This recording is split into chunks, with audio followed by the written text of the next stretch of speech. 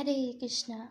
2024 20 March বুধবার, পবিত্র ফাল্গুন মাসের শুক্লপক্ষের একাদশী, আমলকি একাদশী।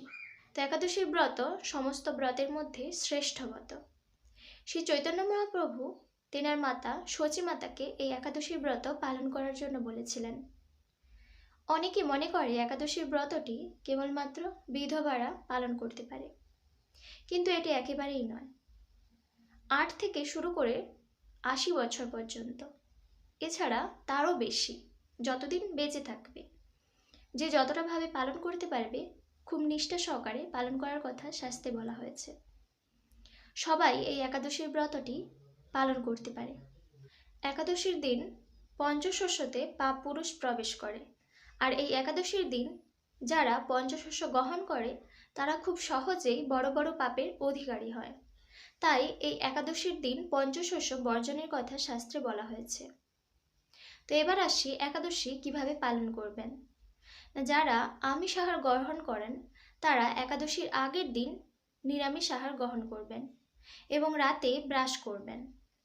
তার পরের দিন ফলমূল গ্রহণ করে একাদশীর ব্রত খুব নিষ্ঠা সহকারে পালন করবেন। আর যারা এই একাদশীর দিন নির্জলা উপবাস করতে পারেন খুবই ভালো, না হলে ফলমূল গ্রহণ করবেন, ভগবানের নাম স্মরণ করবেন, গুণকীর্তন করবেন, লীলাগুলি শ্রবণ করবেন। তো এইভাবে খুব সুন্দরভাবে একাদশীর ব্রত পালন করবেন এবং পরের দিন যথাসময় যে পারণের সময়সূচি দেওয়া থাকে ওই সময়সূচির মধ্যে পালন করবেন। আমলকি একাদশী মাহাত্ম্য। যুধিষ্ঠির বললেন, হে কৃষ্ণ, মহাফলদাতা বিজয়া একাদশীর কথা শুনলাম। এখন ফাল্গুন মাসের শুক্লপক্ষের একাদশী যে নামে বিখ্যাত তা বর্ণনা করুন। শ্রীকৃষ্ণ বললেন, হে মহাভাগ যুধিষ্ঠির, মান্ধাতার প্রশ্নের উত্তরে মহাত্মা বশিষ্ঠ এই একাদশীর মহিমা কীর্তন করেছেন। আপনার কাছে এখন আমি সেই কথা বলছি। এই একাদশীর নাম আমলকি। বিষ্ণুলোক প্রদানকারী রূপে এই একাদশী বিশেষভাবে মহিমান্বিত।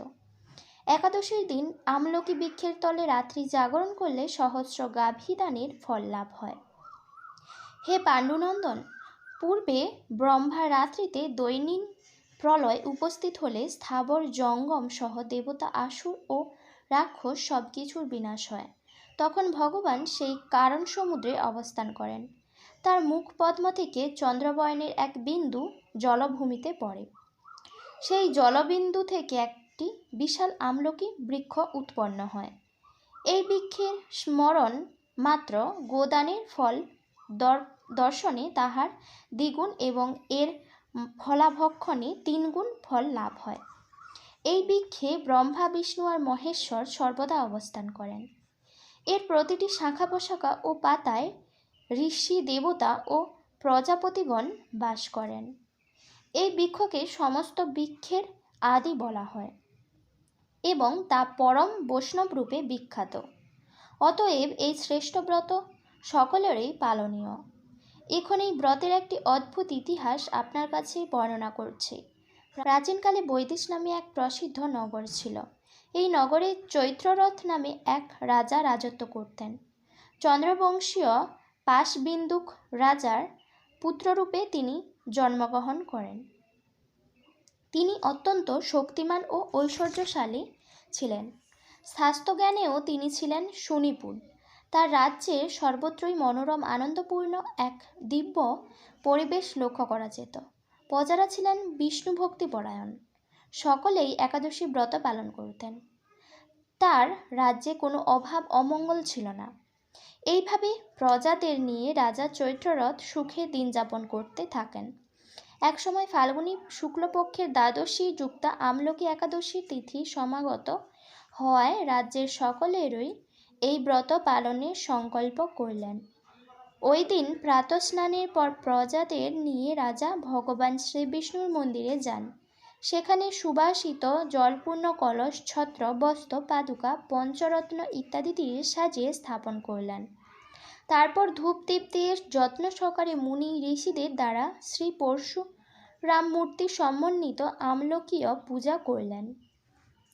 হে পরশুরাম, হে রেণুকার সূক্ষ্ম বর্ধক, হে ধাত্রী, হে পাপ বিনাশিনী আমলকি, তোমাকে প্রণাম, আমার অঘ্রজল গ্রহণ করো। এইভাবে দিনে যথাবিধ পূজা, স্তবস্তুতি, নিত্যগীত করে রাজা ভক্তি ভরে সেই বিষ্ণু মন্দিরে রাত্রি জাগরণ করতে লাগলেন। এমন সময় দৈবযোগে একটি ব্যাধ সেখানে উপস্থিত হয়।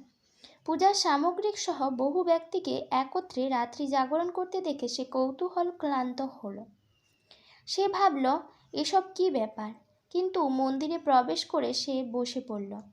কলসের ওপরে স্থাপিত বিষ্ণু মূর্তি দর্শন করল। ভগবান বিষ্ণু এবং একাদশীর মাহাত্ম্যও সে মনোযোগ দিয়ে শুনল। সারাদিন এই ব্যাধ কিছুই আহার করেনি। এইভাবে ক্ষুধায় কাতর হয়ে সেখানে সে রাত্রি জাগরণ করল। পরদিন প্রজাসহ রাজা নগরের দিকে যাত্রা করলেন। সেই ব্যাধও তার গৃহে ফিরে গেল। এরপর এক সময় ব্যাধের মৃত্যু হলো। একাদশীতে রাত্রি জাগরণ ব্রত প্রভাবে সেই ব্যাধ পরবর্তী জন্মে এক রাজ্যের অধীশ্বর রূপে নিযুক্ত হলো। জয়ন্তী নামে এক নগরী ছিল। সেখানে বিদ্যুরথ নামে এক রাজা বাস করতেন। এই ব্যাধ বিদ্যুরথ রাজার মহাবলী পুত্ররূপে জন্মগ্রহণ করেন। তার নাম হয় বসুরথ। 1,00,000 গ্রামের অধিপত্য তিনি লাভ করলেন। তিনি ছিলেন সূর্যের মতো তেজস্বী, চন্দ্রের মতো কান্তিমান ও পৃথিবীর মতো ক্ষমাশীল। বিভিন্ন সদ্গুণে ভূষিত বসুরথ পরম বিষ্ণুভক্তি পরায়ণ ছিলেন। এই মহাদাতা রাজা একবার শিকার করতে গিয়ে পথ ভুলে যান। গভীর জঙ্গলের মধ্যে ক্ষুধায় পীড়িত হয়ে তিনি ক্লান্তিবশত শুয়ে পড়েন। এমন সময় কতগুলি পর্বত নিবাসী স্মেচ্ছ রাজার কাছে এসে নানাভাবে উৎপীড়ন করতে থাকেন। রাজাকে তাদের শত্রু মনে করে তারা তাকে হত্যা করতে চেষ্টা করে। পূর্বে এই রাজা আমাদের পিতামাতা পুত্র পৌত্র সবাইকে মেরে ফেলেছে, আমাদের গৃহছাড়া করেছে।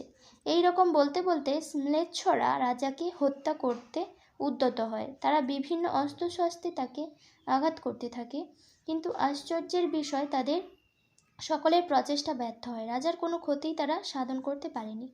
তখন রাজার শরীর থেকে নানা অলঙ্কার বিভূষিতা এক পরমা সুন্দরী স্ত্রী মূর্তি আবির্ভূতা হন।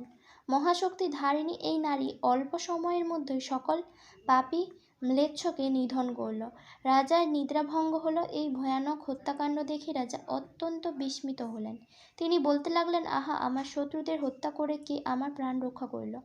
এমন কৃপালু কে আছে? আমি তার প্রতি আমার কৃতজ্ঞতা প্রকাশ করছি। এমন সময় দৈববাণী হলো, ভগবানের কেশব ব্যতীত শরণাগতিকে রক্ষা করবার আর কি আছে? তিনি শরণাগত পালক। দৈববাণী শুনে তিনি ভক্তিযুক্ত চিত্তে গৃহে ফিরে এলেন। তারপর প্রজাসহ মহাসুখে ইন্দ্রের মতো নিষ্কণ্টক রাজ্য ভোগ করতে লাগলেন। বৈশিষ্ট্য বললেন, হে রাজন, যে মানুষ এই পরম উত্তম আমলকি একাদশী ব্রত পালন করেন তিনি নিঃসন্দেহে বিষ্ণুলোক প্রাপ্ত হয়।